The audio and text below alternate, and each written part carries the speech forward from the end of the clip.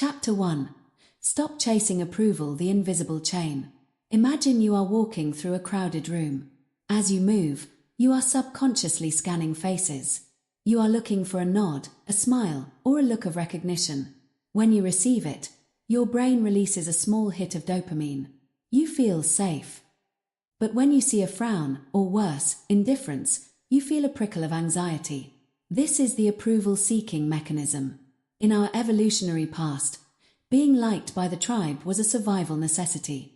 If the tribe didn't like you, they kicked you out, and you died in the wilderness.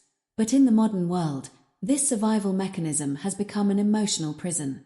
When you chase approval, you are essentially saying to the world, your opinion of me is more important than my opinion of myself. This creates a state of emotional dependence. You are no longer the captain of your ship. You are a leaf being blown by the winds of other people's moods. The dilution of identity. In the workplace, approval seeking looks like playing it safe. It's the person who has a brilliant, disruptive idea in a meeting but waits to see which way the boss is leaning before they speak. If the boss seems conservative, the idea stays in their throat. They dilute their opinion until it is flavorless, just to ensure no one is offended. On social media, this is amplified 1,000-fold. We curate our lives for the like button. We post what we think will get the most engagement, not what is most true. We are building digital monuments to a version of ourselves that doesn't actually exist, all to satisfy the craving for validation from people we don't even like.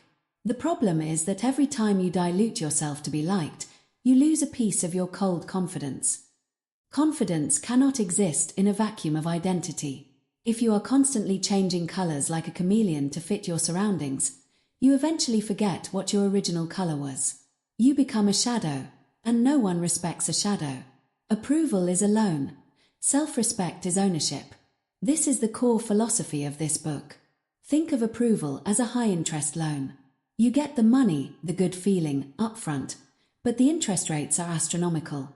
You have to keep paying, keep performing, and keep conforming to keep that loan from defaulting. And at any moment, the lender, the public, your boss, your partner, can call in that loan and leave you emotionally bankrupt. Self-respect, however, is ownership. It is equity you build in yourself. It doesn't matter if the market, the world, goes up or down. You own the asset. When you act out of self-respect, you aren't looking for a return from others. You are acting because it is the right thing to do, based on your internal code. The practical shift: act on values, not reactions. How do you stop? It begins with a fundamental shift in your decision-making process. Most people use a reactive loop. Someone says something or an event happens. They feel a need to be liked or avoid conflict. They react in a way that secures approval. The cold, calm individual uses a value-based filter. Someone says something or an event happens. They pause and ask, what is my value here? Is it honesty? Is it competence? Is it stoicism? They act based on that value, regardless of whether it makes them popular or not. When you act on values, you might make people angry. You might even lose friends. But you will notice a strange thing happening. The people who matter will start to respect you. Even those who disagree with you will realize they cannot move you. This is the foundation of authority. The exercise, the no explanation day. To begin breaking your addiction to approval, try this exercise. For 24 hours, do not offer an explanation for your small preferences. If someone asks if you want to go to a specific restaurant and you don't want to go, simply say, no, I'd rather go elsewhere, or no, that doesn't work for me today. Do not follow it up with a 5-minute story about why you're tired or how you had that food yesterday. Stand in the discomfort of your own decision. Notice the urge to smooth things over with an excuse. That urge is your approval-seeking habit screaming for a fix. Starve it. Chapter summary. Confidence grows when you stop negotiating your identity. Every time you stand your ground on a small matter of principle, you are putting a brick in the wall of your self-respect. You are telling your subconscious mind, I am enough.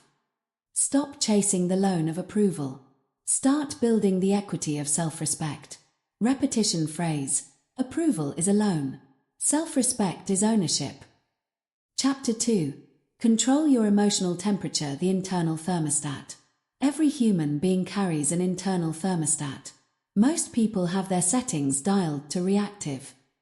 When the sun is shining and people are being kind, their temperature is stable. But the moment a driver cuts them off in traffic, a boss critiques their work, or a partner makes a stinging comment, their emotional mercury spikes. They hit a boiling point. In the world of high-stakes performance, whether you are a trial lawyer, a special operations soldier, or a high-level negotiator, this spike is known as the red zone. When you are in the red zone, you are functionally compromised. Your heart rate climbs, your peripheral vision narrows, and your brain's prefrontal cortex, the part responsible for logic, long-term planning, and impulse control, shuts down. You are no longer a thinking human. You are a reacting animal. Cold, calm confidence is the ability to manually override your internal thermostat. It is the discipline to keep your temperature at a steady, cool level, regardless of the heat being applied from the outside. The biology of the blunder. To control your temperature, you must first understand why it rises.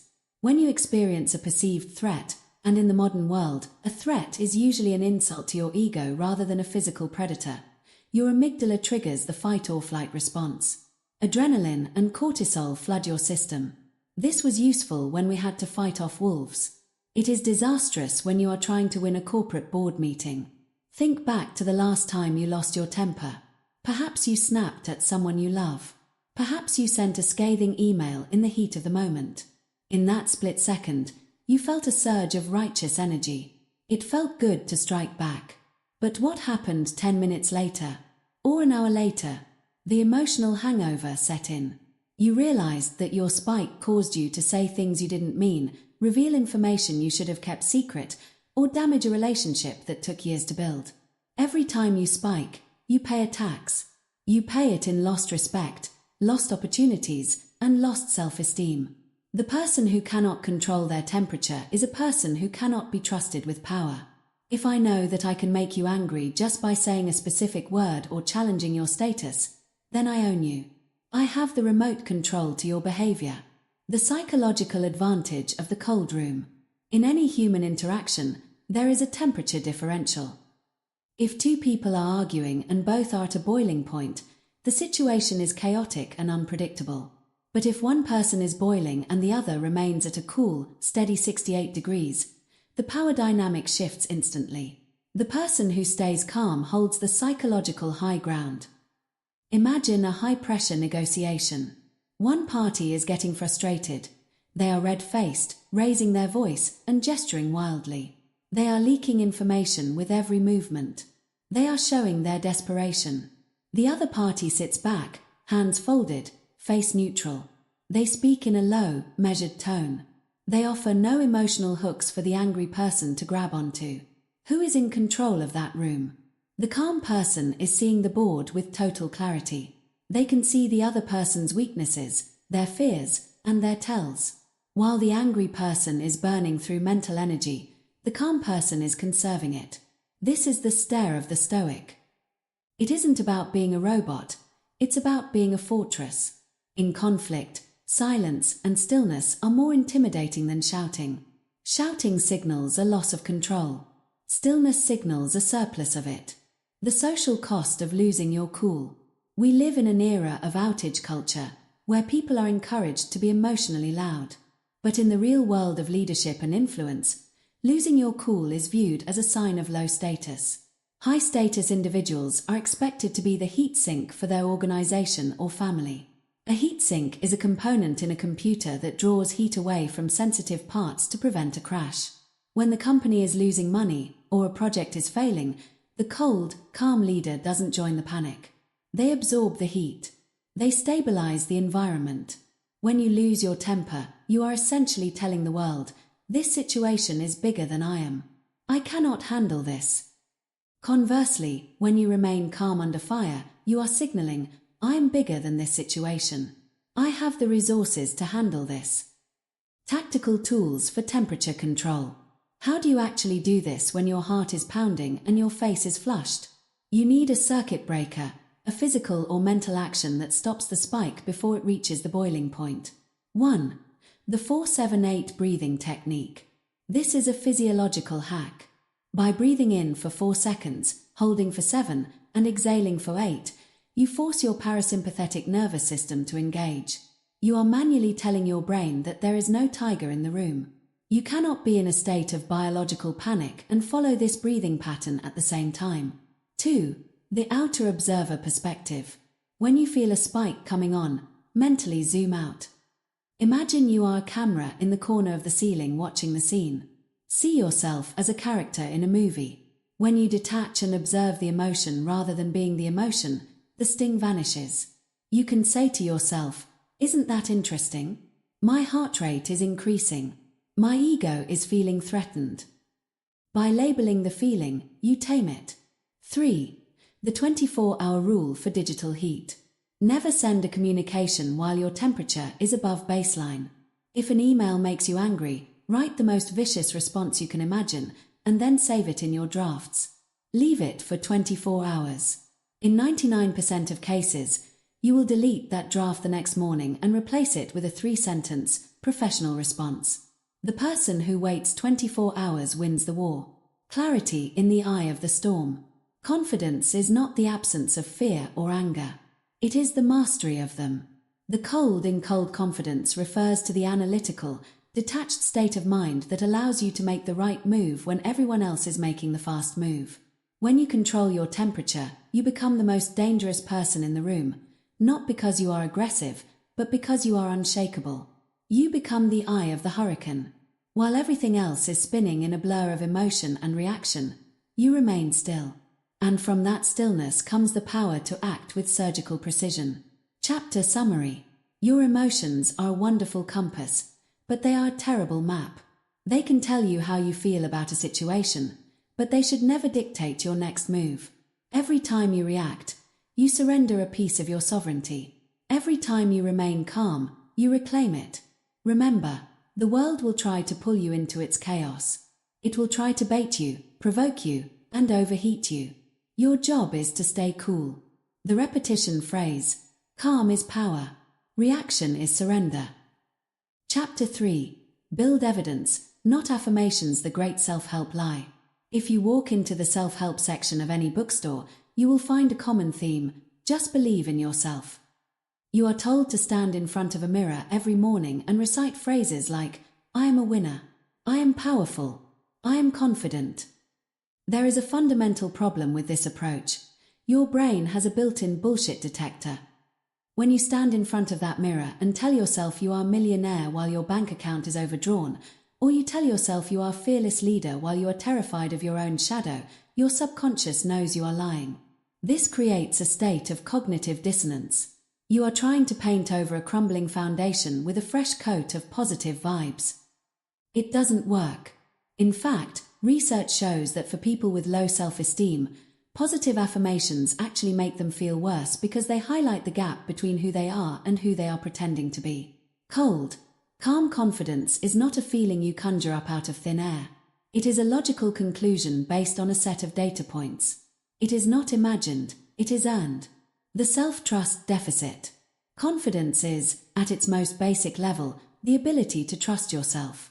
But how can you trust someone who constantly lies to you? Think about the promises you make to yourself every day. I'm going to get up at 6 a.m. and work out. I'm going to finish that report by noon. I'm going to stop scrolling on my phone after 9 p.m. Then 6 a.m. comes, and you hit the snooze button. Noon comes, and you've spent 3 hours answering trivial emails instead of doing the deep work. 9 p.m. comes, and you're 2 hours deep into a social media rabbit hole. Every time you break a promise to yourself, you are training your brain to view you as an unreliable narrator. You are effectively telling your subconscious, "My word means nothing. My intentions are suggestions, not commands." When you eventually face a real challenge, a high-stakes presentation or a difficult confrontation, and you try to feel confident, your brain looks back at your track record and says, "Why should I believe in you? You couldn't even beat the alarm clock this morning." Confidence isn't a personality trait. It is the reputation you have with yourself. The evidence locker. If you want to build unshakable confidence, You must stop looking for affirmations and start looking for evidence. You need to build a stack of proof so high that you can no longer argue with your own competence. Imagine a trial lawyer. A confident lawyer doesn't walk into the courtroom hoping they feel good. They walk in confident because they have spent 500 hours reviewing the evidence, they have memorized the precedents, and they have won 30 cases exactly like this one before. Their confidence is a result of their preparation. It is cold because it is based on cold, hard facts. To build your own evidence locker, you must start small and be ruthless about your integrity. Set micro-promises. Do not start by promising to change your entire life. Start by promising to drink 1 glass of water when you wake up. Just one. Do it every day for a week. The no snooze rule. The alarm clock is your first battle of the day. If you can't win the battle against a plastic box on your nightstand, you have no business trying to lead others. Winning that first 3-second battle provides the first piece of evidence for the day. I am a person who does what I say I will do. Document the wins. We are biologically wired to remember our failures and forget our successes. You must manually override this. Keep a win journal. At the end of every day, write down 3 things you did that required discipline, skill, or discomfort. When the voice in your head tries to tell you that you're a failure, you can open that journal and present the evidence to the contrary. The competence-confidence loop. There is a dangerous myth that you need confidence before you take action. This is backward. Confidence is a lagging indicator. It follows action. The cycle looks like this. Action, competence, evidence, confidence. If you want to be confident as a public speaker, you don't read books on public speaking. You stand in front of 3 people and give a speech. It will be awkward. Your temperature will rise. But you will survive. That survival is evidence. Next time, you speak in front of 10 people. Then 20. With every rep, your competence grows. As your competence grows, your evidence locker fills up. Eventually, you don't need to try to be confident. You simply are confident because you have done the thing 1,000 times. You have cold confidence because you know exactly what the outcome will be. Training through discomfort.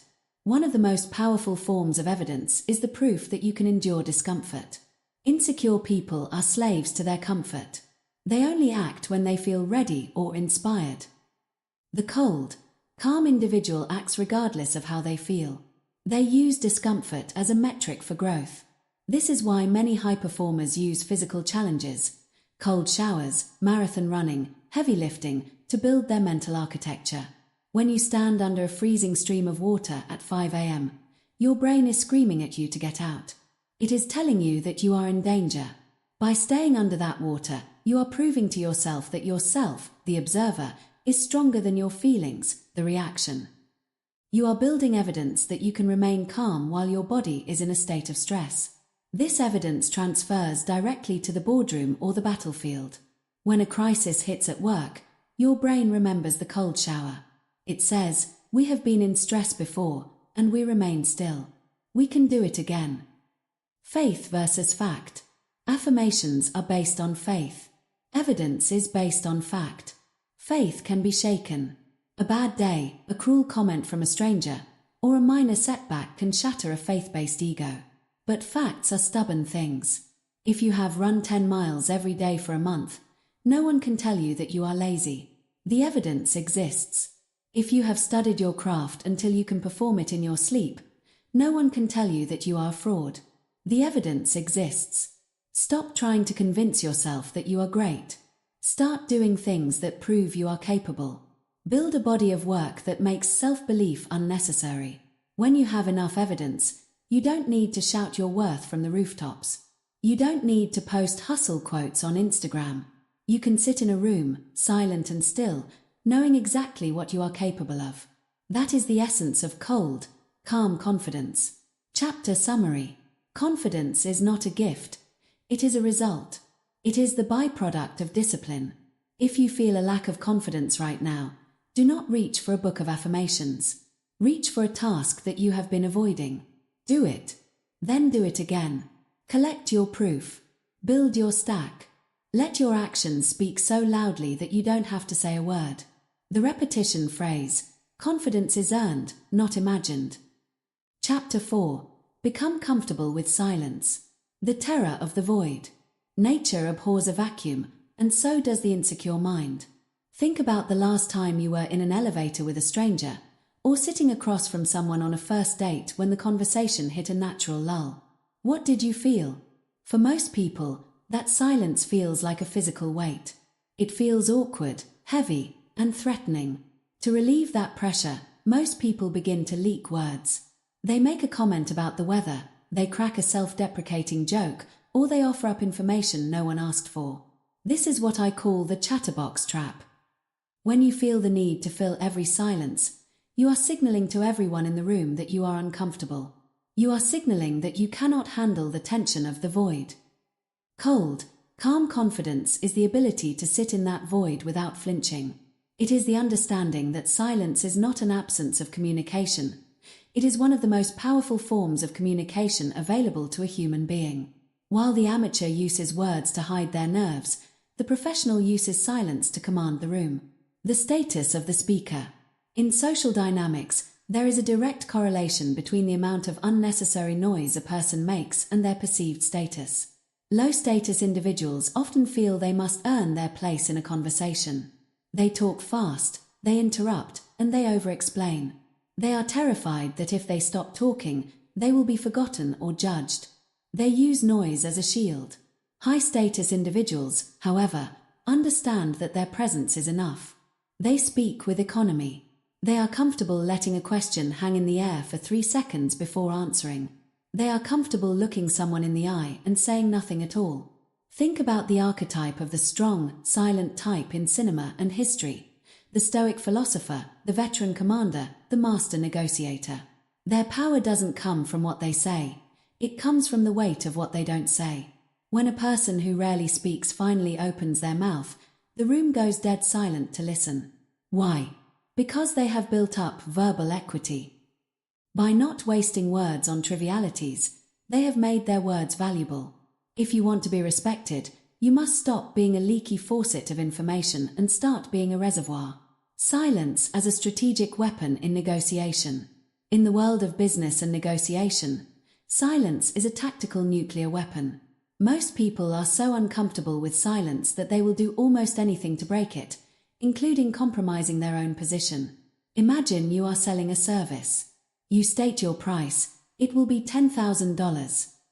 The other person says nothing. They just look at you. An insecure person will wait 4 seconds, feel the heat of the silence, and immediately start bargaining against themselves. They'll say, well, we could do it for $8,000 if you sign today. Or, I know that sounds like a lot, but let me explain why. The moment you speak to fill that silence, you have lost. You have shown your hand. You have shown that you are anxious and desperate for the deal. The cold, calm negotiator states the price and then shuts their mouth. They become a statue. They realize that the silence is putting pressure on the other person. By remaining comfortable in that stillness, you force the other party to be the one to break. Often, the other person will start talking just to ease their own discomfort, and in doing so, they will reveal their true budget, their objections, or their desperation. Silence allows you to listen. And the person who listens the most in any room usually holds the most power, because they have the most information. The power of the neutral face in conflict. When someone is shouting at you, insulting you, or trying to provoke an emotional reaction, their goal is to pull you into their heat. They want a back and forth. They want a tennis match of insults. If you shout back, you've given them what they want. You are now on their level. But if you respond with silence and a neutral expression, you create a psychological mirror. When someone is acting irrationally and you remain silent, they are forced to see their own reflection in the stillness of your reaction. They see how ridiculous they look. They see that their fire has no fuel to burn. In an argument, silence acts as a de-escalator. It creates a cooling-off period. By refusing to engage in the verbal tennis match, you signal that you are not intimidated. You signal that their words don't have the power to move your internal thermostat. This is incredibly unnerving to an aggressor. Shouting is predictable. Silence is unpredictable. And people fear what they cannot predict. Silence in leadership and presence. A leader who talks too much is a leader who isn't listening. True authority is found in the pause. Before you give a directive, pause. After someone finishes speaking to you, pause for 2 seconds before you respond. This brief gap shows that you are actually processing what was said, rather than just waiting for your turn to talk. It shows that you are in control of your impulses. Moreover, silence allows you to observe the subtext of a room. When you aren't busy formulating your next sentence, you can see the micro-expressions on people's faces. You can hear the hesitation in their voices. You can feel the energy of the room. Cold confidence is about having a high signal-to-noise ratio. You want your signal, your message, to be clear, and your noise, filler words, ums, ahs, and nervous chatter, to be zero. The practice. How to master silence. Like any other skill in this book, being comfortable with silence is a muscle that must be trained. Here are 3 practical exercises to build your silence tolerance. 1. The 2-second rule. In every conversation today, wait exactly 2 seconds after someone finishes speaking before you start your reply. It will feel like an eternity at first. You will feel the urge to jump in. Resist it. Notice how much more thoughtful your responses become and how people start to lean in when you speak. 2. The eye contact challenge. The next time you are introduced to someone or are in a meeting, maintain comfortable, steady eye contact for a few seconds longer than you normally would without saying anything. Don't stare aggressively. Just look at them with a calm, neutral gaze. Notice how quickly the other person feels the need to speak. Realize that you are the one holding the frame. 3. Intentional solitude. Most people use noise, music, podcasts, TV, to drown out the silence of their own lives. Spend 15 minutes a day sitting in a chair with no electronics, no book, and no noise. Just sit. Get used to the sound of your own thoughts. If you cannot be comfortable alone in silence, you will never be comfortable in a high-pressure social situation. The mystery of the quiet mind. There is a certain mystery that surrounds the person who is comfortable with silence. People wonder what you are thinking. They wonder what you know. They begin to project their own ideas of strength and wisdom onto you. By saying less, you actually appear more competent. By speaking only when it is necessary, you ensure that your words have the force of a hammer rather than the annoyance of a fly. The world is loud. Everyone is screaming for attention.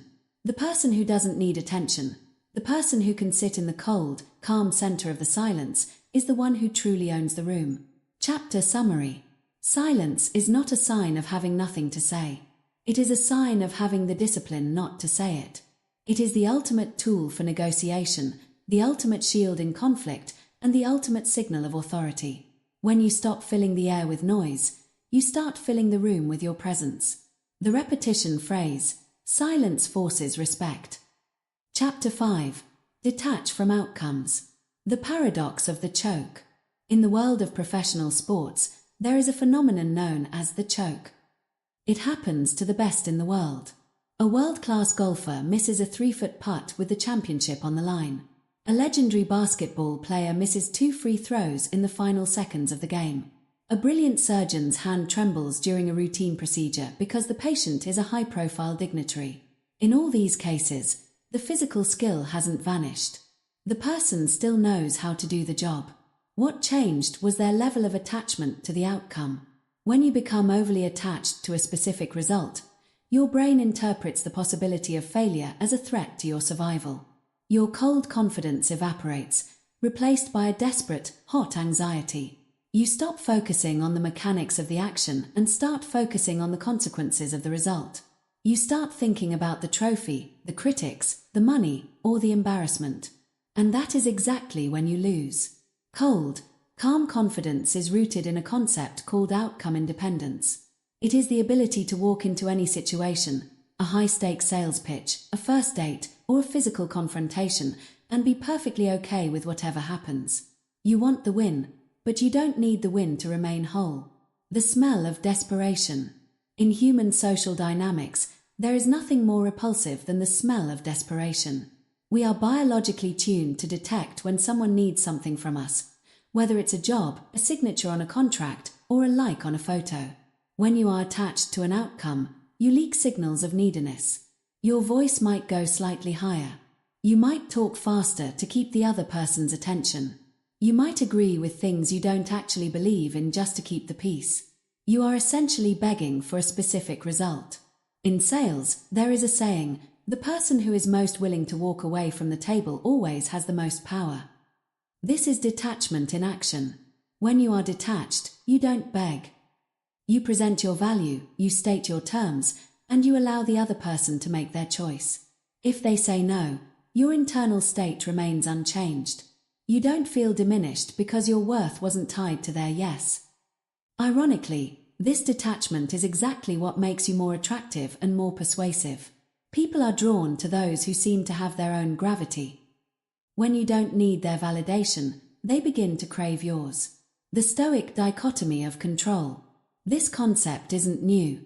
2,000 years ago, the Stoic philosopher Epictetus taught that the secret to a tranquil and powerful life was knowing the difference between what is in our control and what is not. Your efforts are in your control. Your preparation is in your control. Your integrity is in your control. The final result. That is not in your control. You can prepare for an interview for 100 hours, dress perfectly, and answer every question with brilliance, and you still might not get the job because the CEO's nephew applied for the same position. If your confidence is attached to getting the job, you will be crushed. But if your confidence is attached to the quality of your performance, you will walk out of that room with your head high, knowing you did your part.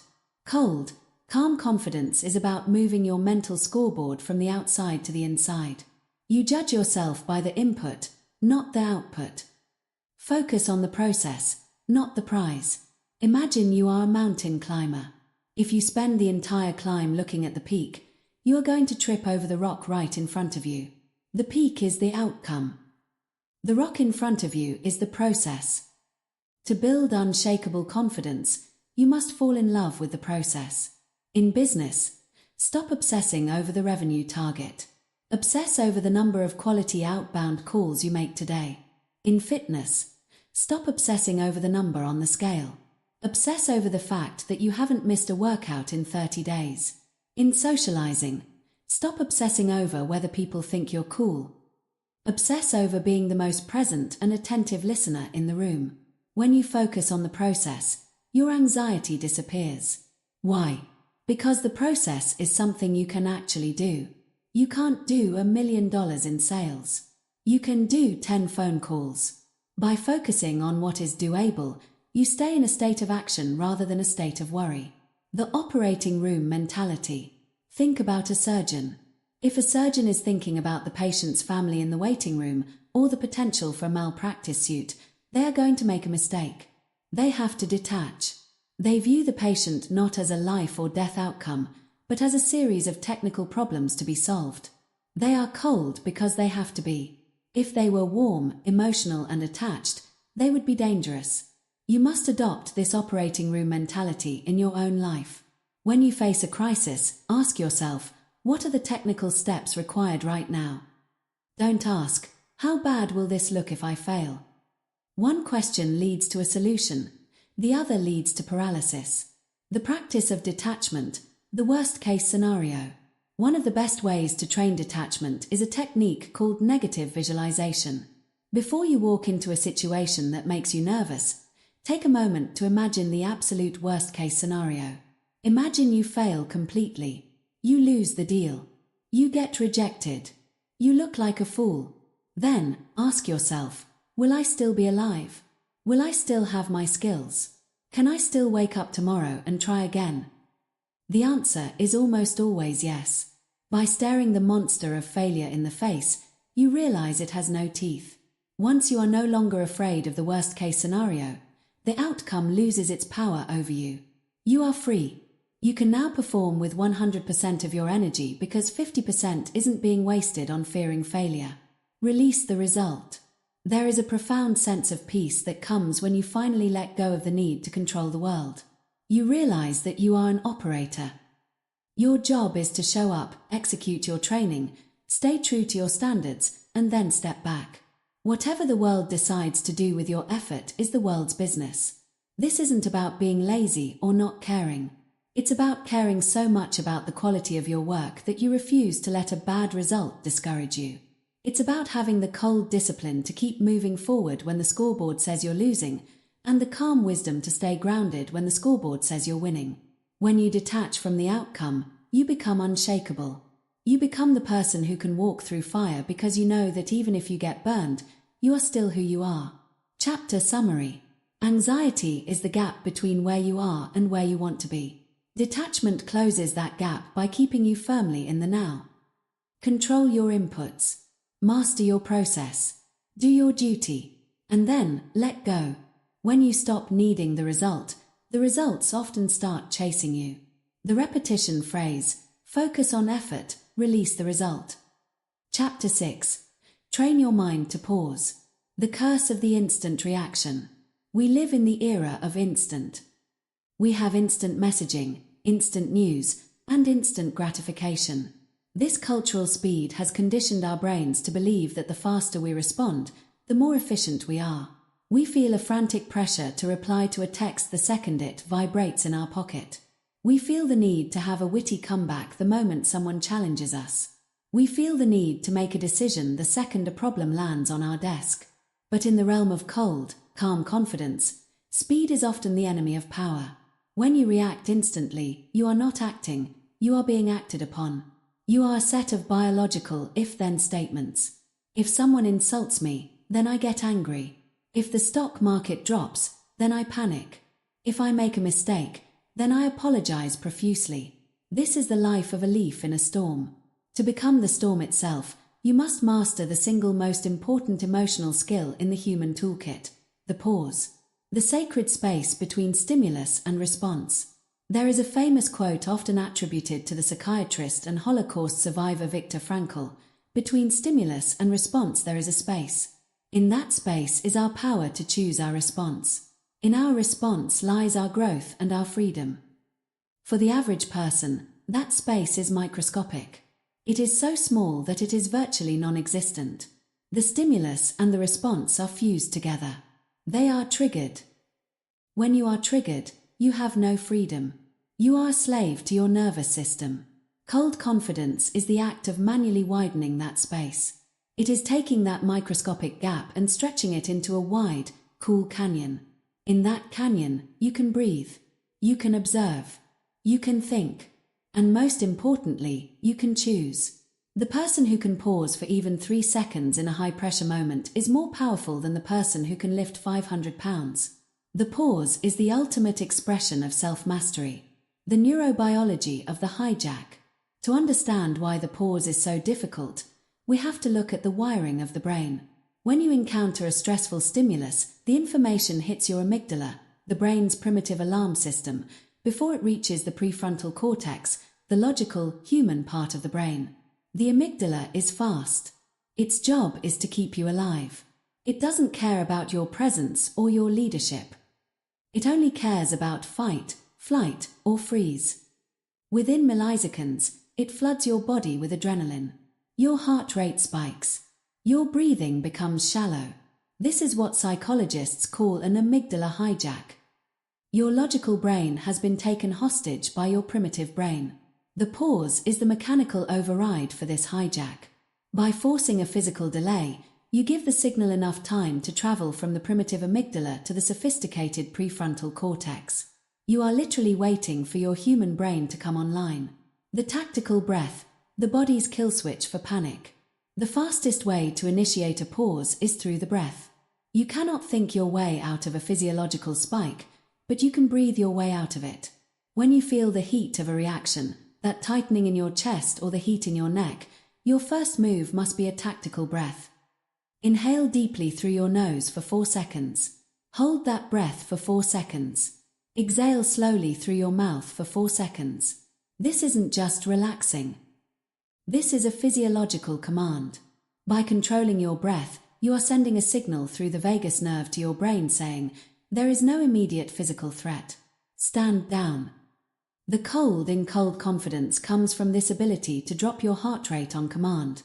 While everyone else is panting and reacting, you are standing still, your blood moving slowly, your eyes wide and clear. The 3-second rule. delaying the response. In social and professional settings, the pause manifests as a response delay. Most people speak to fill the air. They speak because they are afraid of the silence we discussed in Chapter 4. But the confident individual uses the 3-second rule. When someone asks you a difficult question, challenges your authority, or delivers bad news, do not speak immediately. Count to 3 in your head. 1, 2, 3. During those 3 seconds, look the person in the eye. Do not look away. Do not fidget. Just sit in the pause. This does 3 things. It stabilizes your emotions. It prevents you from saying something you'll regret. It intimidates the aggressor. It shows them that their stimulus didn't work. You aren't rattled. It increases the value of your words. When you finally do speak, people assume your words have been carefully weighed and measured. The tempo of authority, slowing down. A key micro-habit of the pause is the slowing of your overall tempo. Look at the way a person in a panic moves. They move with jerky, fast motions. They speak with a high pitch and a rapid cadence. They are trying to outrun the situation. Now, look at a master of cold confidence. They move with deliberation. They speak slowly. They use the power of the period. They finish their sentences and let them land. They don't rush to the next thought. By slowing down your speech and your physical movements, you are practicing a continuous, moving pause.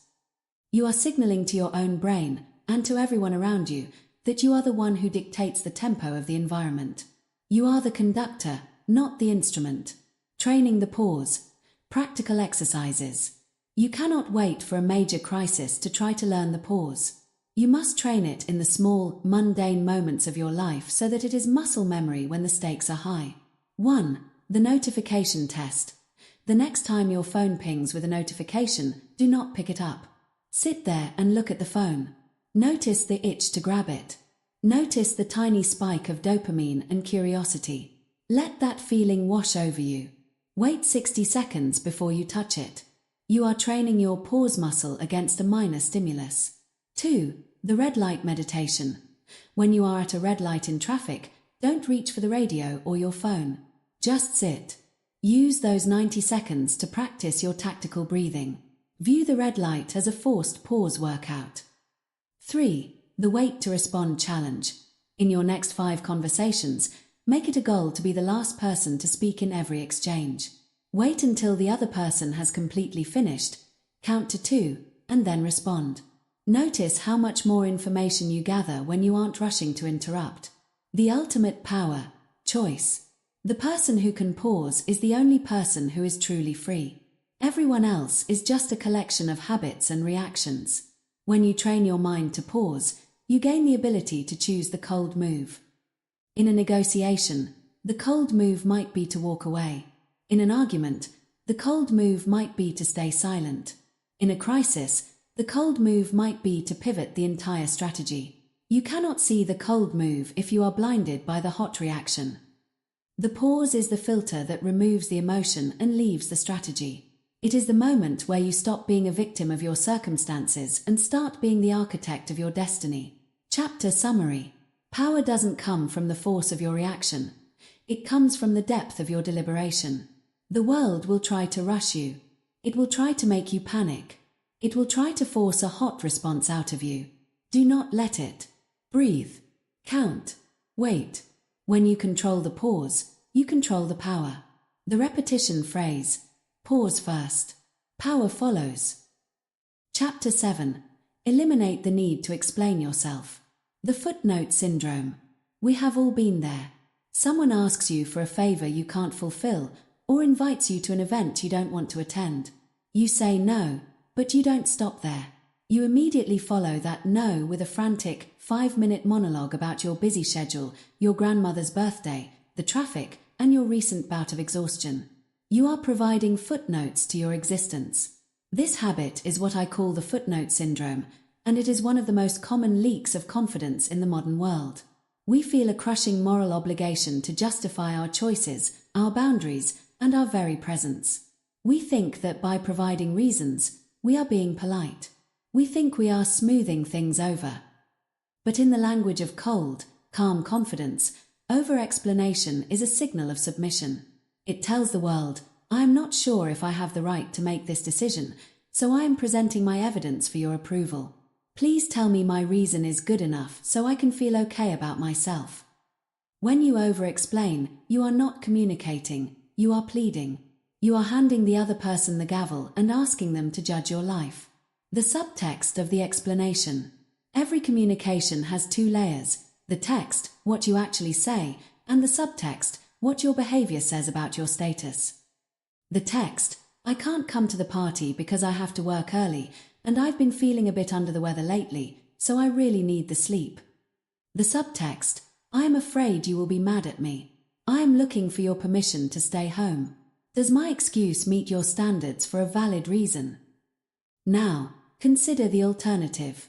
The text, I won't be able to make it tonight, but thanks for the invite. The subtext, I have made a decision. It is firm. I don't need to justify my time to you because I am the owner of my life. The person who receives the first response feels an instinctive urge to push back. They might say, oh, come on. You can sleep tomorrow, or one drink won't kill you. Because you provided a reason, you gave them a hook to grab onto. You turned your decision into a negotiation. The person who receives the second response has nowhere to go. There is no hook. The sentence is closed. It is cold. Because you didn't offer a justification, you signaled that the decision is not up for debate. Ironically, this lack of explanation usually results in more respect, not less. Explaining is a form of seeking permission.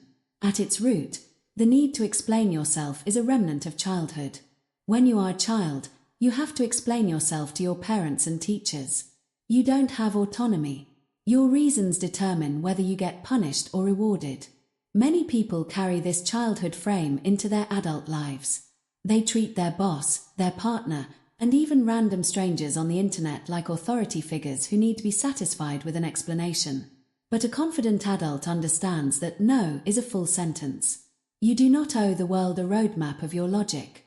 When you explain your why to someone who hasn't earned that level of intimacy, you are diluting your power. You are signaling that your internal standards, which we will cover in Chapter 8, aren't enough, that you need the world to agree with your why before you can feel confident in your what. The authority of brevity. In every field of human endeavor, brevity is associated with authority. Think about a high-ranking CEO or a military general. When they issue a directive, they don't follow it with 10 paragraphs of justification. They say, we are pivoting to this strategy, or the mission is a go. They provide the necessary information for execution, but they don't sell the decision to their subordinates. Contrast this with the middle manager who is insecure in their position. They send a 3-page email explaining why a small change was made, preemptively defending themselves against criticisms that haven't even been made yet. By over-explaining, the manager actually creates doubt. The team starts thinking, if they're defending this so hard, maybe it's a bad idea. Maybe they don't know what they're doing. Confidence is the ability to stand in the nakedness of your decision. It is the ability to say, this is what I have decided, and let the results speak for themselves. If you have built your evidence locker, Chapter 3, you don't need to talk people into believing in you. Your track record does the talking. Negotiating without words. This principle is most powerful in high-stakes negotiations. The amateur negotiator is terrified of the silence that follows an offer. They make their pitch and then, out of nerves, they start explaining why the price is what it is. Well, we have high overhead, and the materials are expensive, and we've put a lot of hours in. Every reason they give is a target for the other side to attack. If you say the materials are expensive, the other side will find a cheaper supplier to prove you wrong. The cold, calm negotiator states the price and stops. They don't justify the price. The price is the justification. By refusing to explain, they signal that the value of their work is self-evident. They are essentially saying, the price is $10,000 because I am the person doing the work, and that is what my work costs. When you stop explaining, you stop defending. And when you stop defending, you become much harder to attack. Social media and the trap of clarification. We see the need to explain most clearly in the digital world. Someone posts an opinion, a stranger disagrees, and the original poster spends the next 3 hours writing long clarification posts to ensure they aren't being misunderstood. They are trying to control the thoughts of a stranger. This is a fool's errand. Cold confidence is accepting that you will be misunderstood. It is accepting that some people will think you are wrong, or rude, or selfish. And it is being perfectly okay with that. You don't need to correct the record for people who aren't in your inner circle. If you know your heart, and you know your facts, the opinions of the uninformed gallery are irrelevant. When you stop responding to every critic with a long-winded explanation, you regain your time and your dignity. You show that you are not moved by their confusion. How to practice brevity, the period exercise. To break the habit of over-explaining, you must practice the hard stop. Here are 3 exercises to strengthen your communication. 1. The because-free day. For 24 hours, try to remove the word because from your social interactions. Instead of, I can't make it because I'm busy, say, I can't make it. Instead of, I think we should do this because it's better, say, I recommend we go with this option. Notice the physical itch to add the explanation. Feel the discomfort of the silence that follows. That discomfort is where your confidence is being forged. 2. The email edit. Before you hit send on any email, look for the justifications. Usually, the first 2 sentences are your actual message, and the rest of the email is you apologizing for having a message. Delete the apologies. Delete the I just wanted to. And the I was thinking maybe. Make your point, add a period, and hit send. 3. The no defense response. If someone criticizes a choice you made, like the clothes you're wearing or a hobby you enjoy, do not defend it. Simply say, I like it, or it works for me. Smile, and then move on to the next topic. By refusing to defend your preference, you show that your preference doesn't need a defense. The freedom of being a black box. There is a great power in being a bit of a mystery. When you don't explain every move you make, people begin to view you as a black box. They see the inputs and they see the results, but they don't see the frantic gears of your internal doubt. This creates an aura of quiet confidence. People assume you have deep, solid reasons for everything you do, even if your only reason is, I felt like it. You are the only person who needs to live with your decisions. Therefore, you are the only person who needs to be satisfied with the reasons behind them. When you eliminate the need to explain yourself, you stop living for the jury of public opinion and start living for the judge of your own conscience. Chapter summary. Words are like currency. The more you print, the less each one is worth. If you want your words to have value, you must use them sparingly. Stop asking for permission. Stop providing footnotes. Stop defending your right to exist and make choices. State your truth, stand your ground, and let the silence do the heavy lifting. The repetition phrase. Say less, mean more. Chapter 8. Strengthen your internal standards. The 2 scoreboards. Imagine 2 different athletes. The first athlete lives for the roar of the crowd. When the stadium is full and the fans are chanting their name, they play like a god. They feel invincible. But when the crowd is silent, or worse, when the fans start to boo, this athlete crumbles. Their shoulders slump, their focus wavers, and their skill evaporates. Their performance is a hostage to the mood of the bleachers. The second athlete doesn't seem to hear the crowd at all. Whether they are playing in a packed arena or an empty gym at 3 in the morning, their intensity is exactly the same. They aren't playing for the fans. They are playing against a perfect version of themselves that exists in their mind. If they win the game but played sloppily, they are furious. If they lose the game but executed their technique perfectly, they are at peace. The first athlete is using an external scoreboard. The second is using an internal scoreboard. Cold, calm confidence is the byproduct of the internal scoreboard. It is the realization that the world's opinion of your work is secondary to your own evaluation of your effort. If you want to be unshakable, you must become your own most demanding coach and your own most honest judge. The fragility of praise. Most people understand that criticism can hurt their confidence. What they don't realize is that praise is just as dangerous. When you feed on praise, you are inadvertently giving people the power to starve you. If you feel high because someone called you brilliant, you will inevitably feel low when that same person calls you average. By accepting the compliment as a source of your self-worth, you have validated their right to judge you. You have told your subconscious, this person's opinion is the truth. The cold, calm individual views praise and criticism as noise. They are data points, nothing more. If someone praises you, you might say thank you, but you don't let that praise enter your bloodstream. You don't let it change your internal temperature. Chapter 2.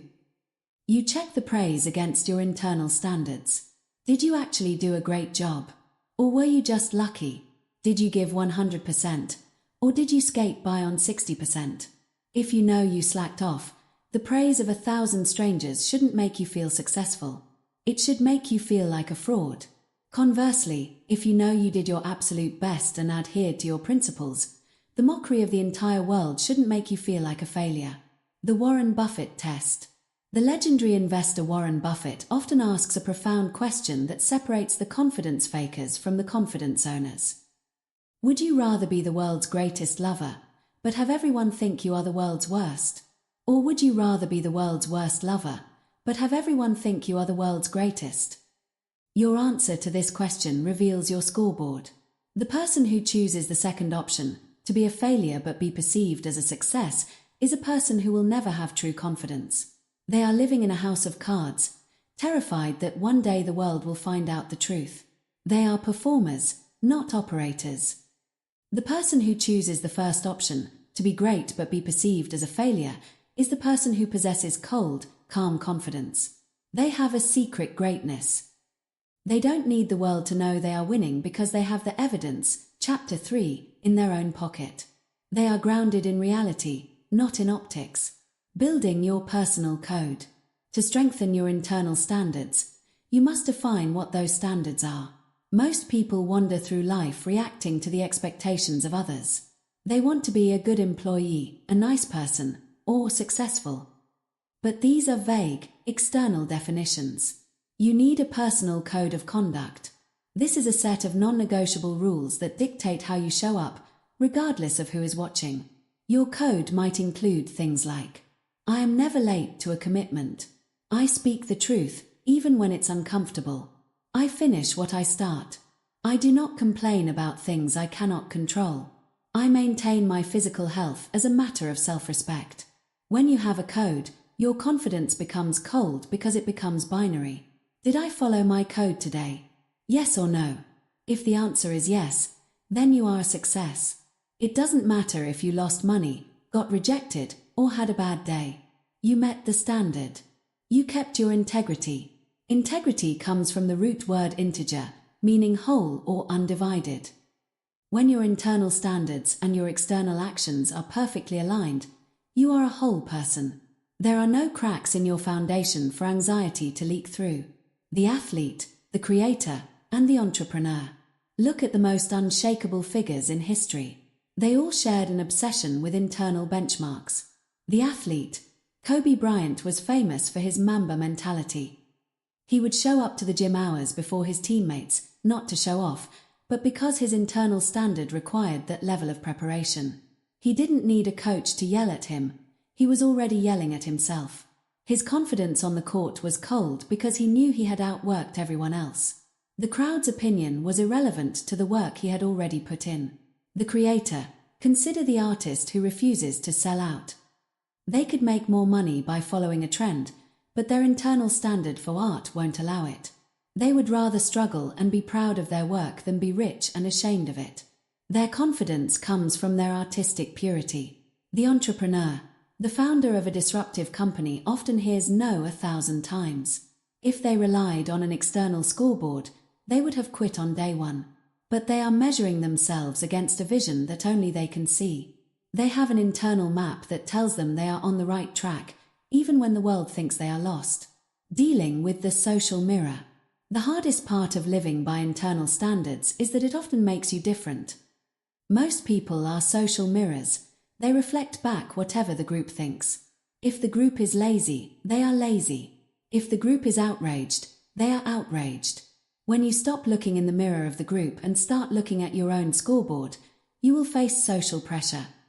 People will try to pull you back into the warm zone of collective mediocrity. They will call you intense, stubborn, or cold. This is the ultimate test of your confidence. Can you stand alone with your standards? Remember, the group's opinion is alone. Chapter 1. Your standards are ownership. When you choose your standards over the group's approval, you are declaring your independence.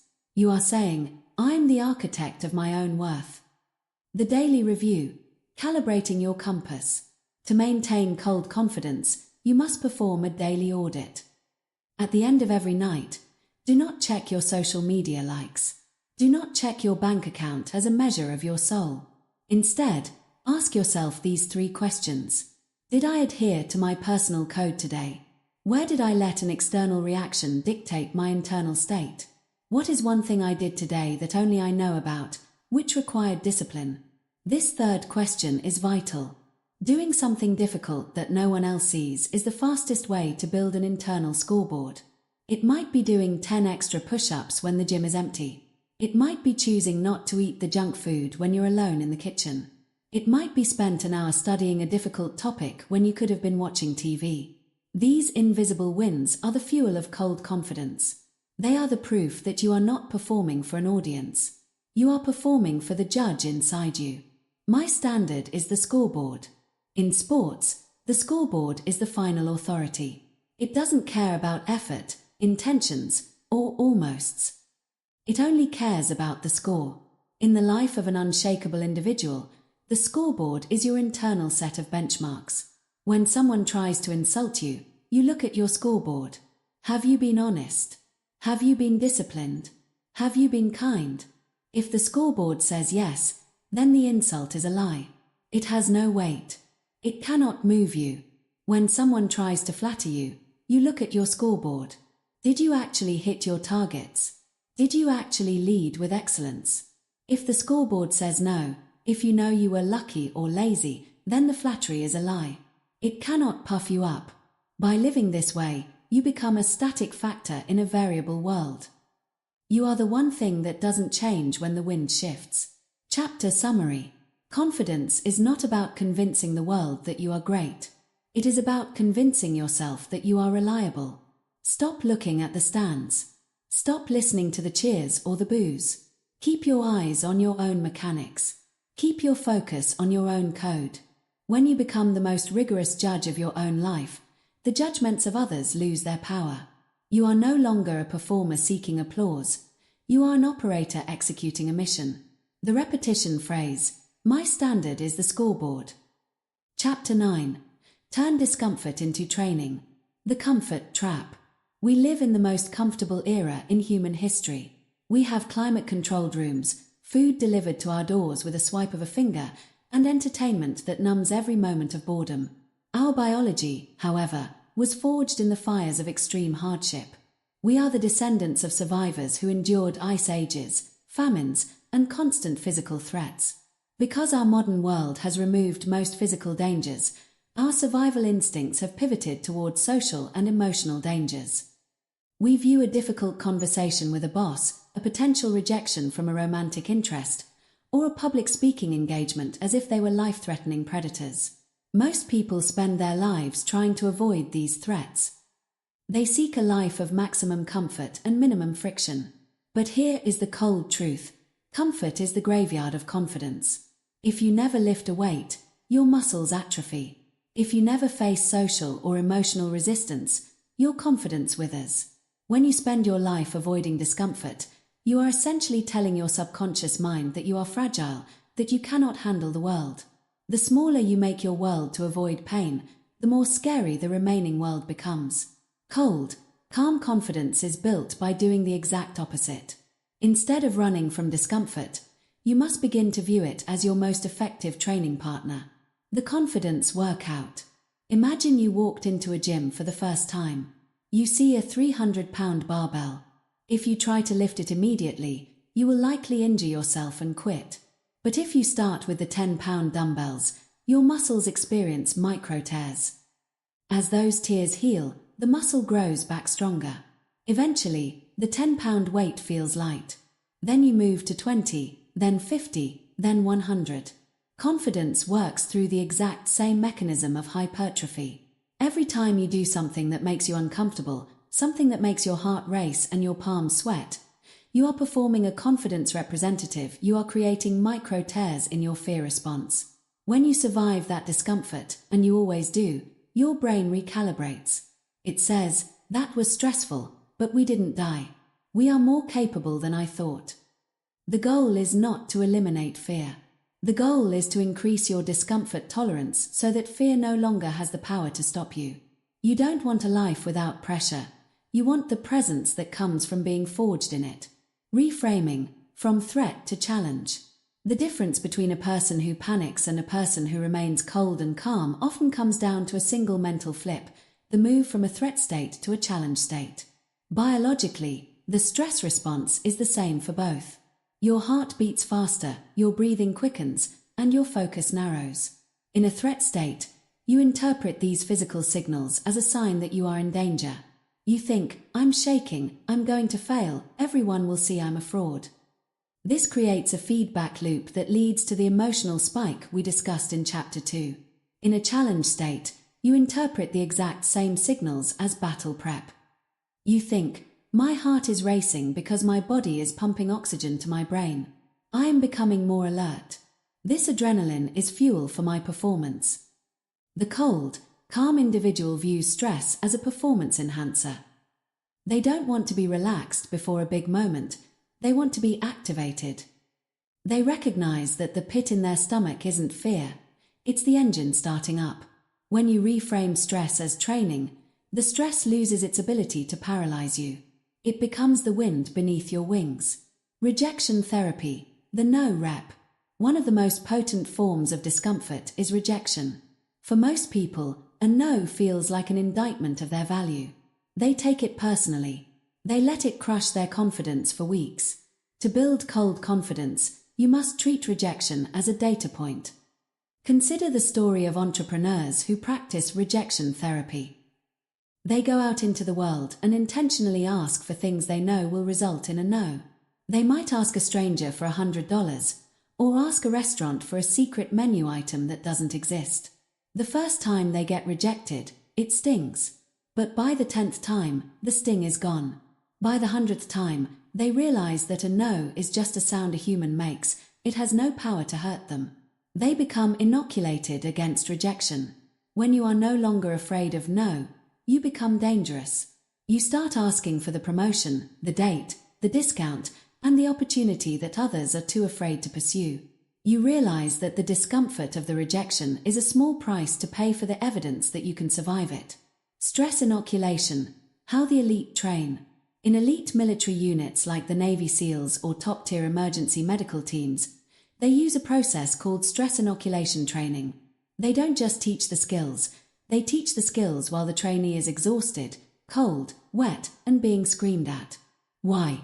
Because if you only learn to shoot a gun on a sunny, quiet day at the range, you will fall apart the moment a real bullet flies past your head. You must train in the environment where the skill will be used. You can apply this to your own life.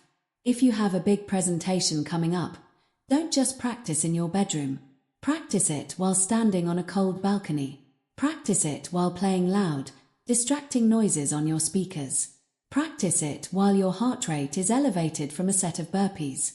By stacking discomfort on top of the task, you are training your mind to remain cold even when the environment is hot. You are building the presence that only comes from knowing you can function under duress. Voluntary hardship, the Stoic workout. The ancient Stoic philosophers practiced a technique called premeditatio malorum, the premeditation of evils, and voluntary hardship. Seneca, one of the wealthiest men in Rome, would set aside a few days every month to live like a beggar. He would eat only the cheapest food, wear coarse clothing, and sleep on the floor. He did this to ask himself, is this the condition I so feared? By voluntarily choosing discomfort, he removed the power that fear held over him. He knew that even if he lost everything, he would be fine. You don't need to sleep on the floor, but you should look for micro hardships throughout your day. The cold shower. This is the ultimate 30-second confidence workout. Every morning, your brain will scream, "Don't do it." By turning that dial to cold and stepping in anyway, you are winning the first battle against your own impulses. The fast. Occasionally skip a meal. Realize that hunger is just a sensation, not an emergency. The hard way. Take the stairs instead of the elevator. Walk in the rain without an umbrella. Carry the heavy bags yourself. Every time you choose the harder path, you are adding a brick to your fortress of self-respect. You are proving to yourself that you are not a slave to your own comfort. Pressure builds presence. Have you ever noticed that the most present people you know are often those who have been through the most pressure?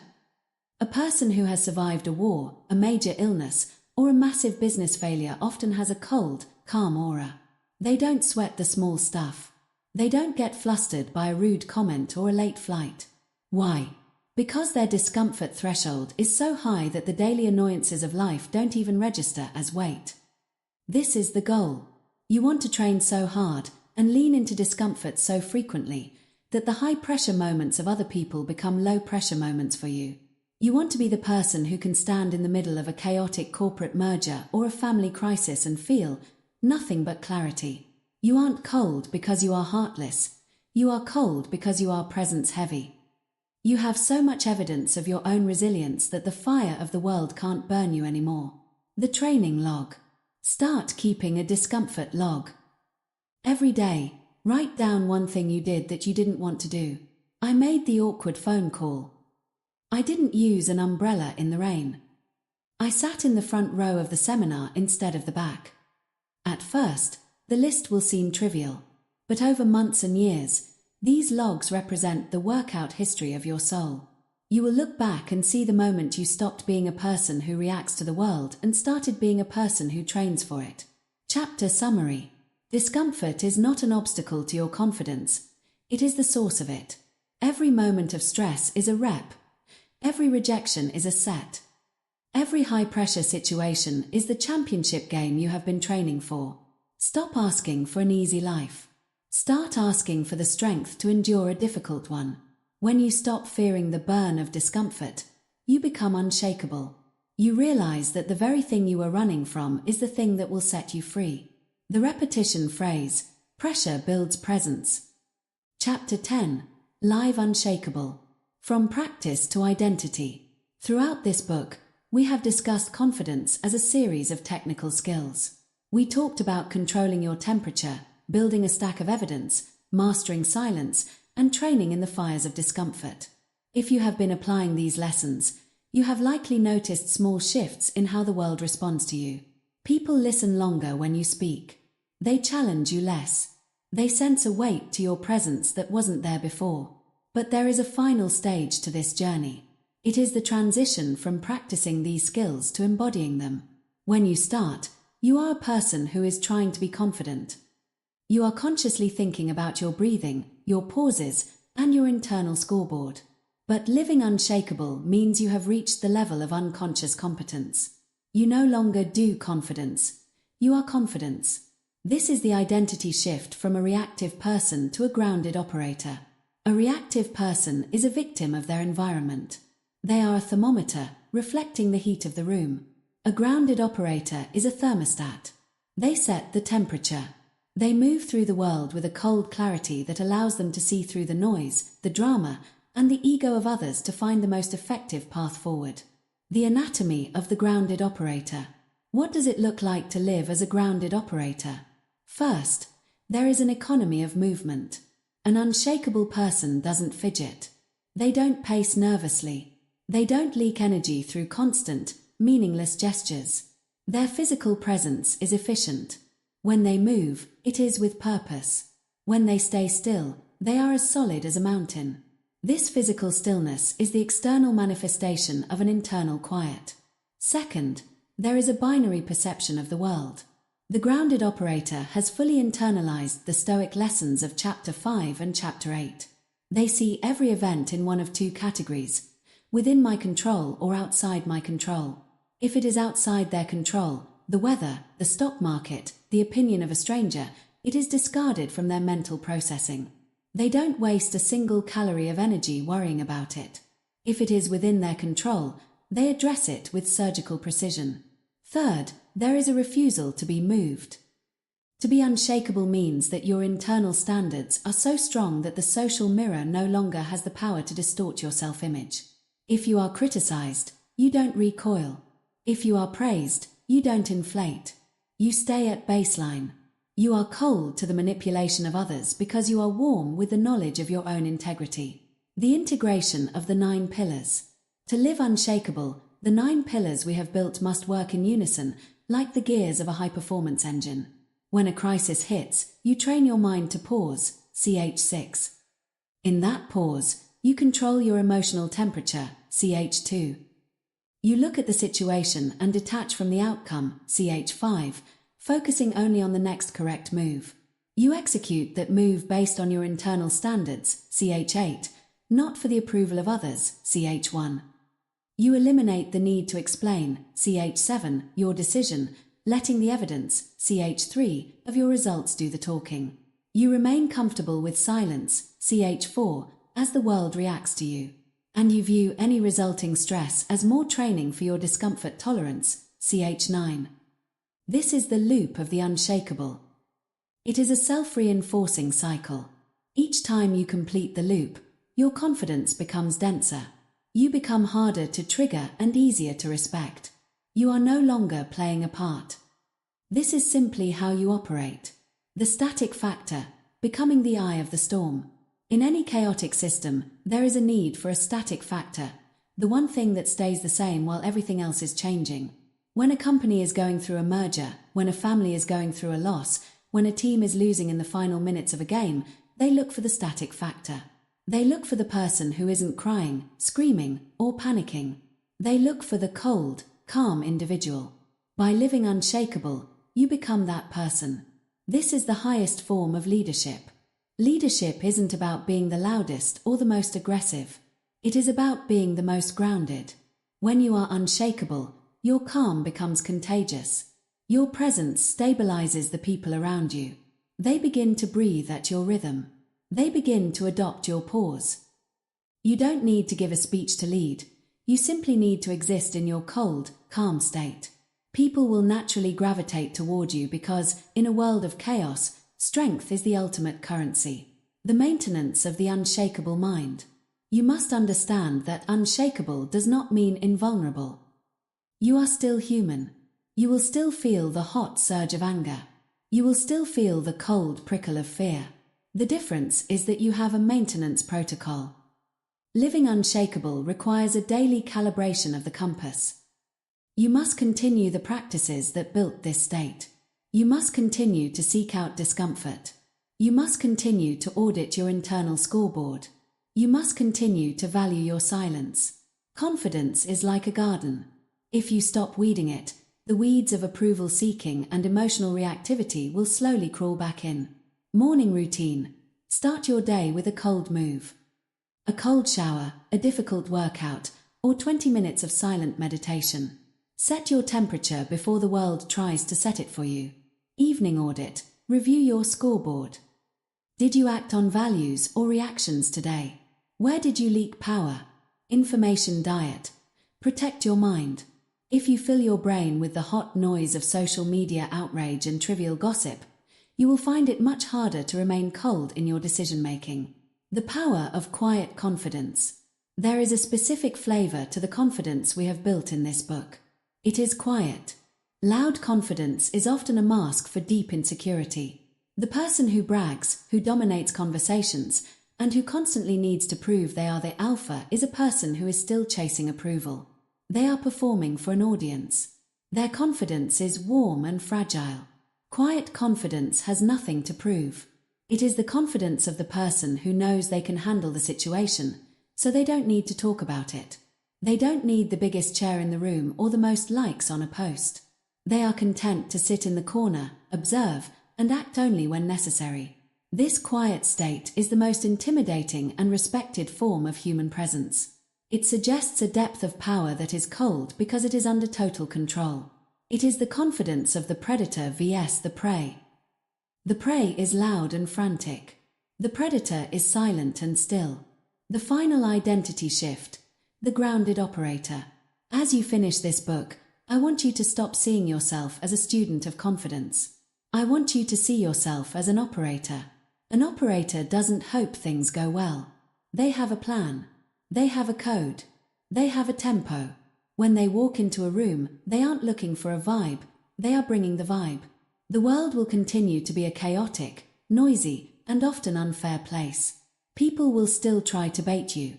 Markets will still crash. Plans will still fail. But none of that matters to the grounded operator. You have built a fortress inside your own mind. You have learned that your worth is not a loan from the world, but a property you own. You have learned that silence is a shield and the pause is a weapon. You have learned that calm is not a lack of energy, but the ultimate focus of it. You are now unshakable. The world is waiting for someone like you, someone who can stand in the middle of the fire and feel nothing but the cool breeze of their own discipline. Someone who can speak with truth, act with purpose, and remain still when the world is spinning. Go out and move through the world with your head high and your heart steady. You don't need to shout. You don't need to rush. You just need to be who you have trained to be. Chapter summary. Living unshakable is the daily choice to prioritize your internal standards over external noise. It is the commitment to being a grounded operator in every situation. It is the realization that your power is not found in how you move the world, but in how the world fails to move you. Keep your mind calm. Keep your moves clear. Keep your confidence quiet. The repetition phrase: calm mind, clear moves, quiet confidence. Conclusion. The eye of the storm. You have reached the end of how to build cold, calm confidence. The blueprint is in your hands. The evidence is in your actions. The power is in your pause. From this moment on, you are no longer a leaf in the storm. You are the eye of the hurricane. Everything you need is already within your control. Now, go execute. The end.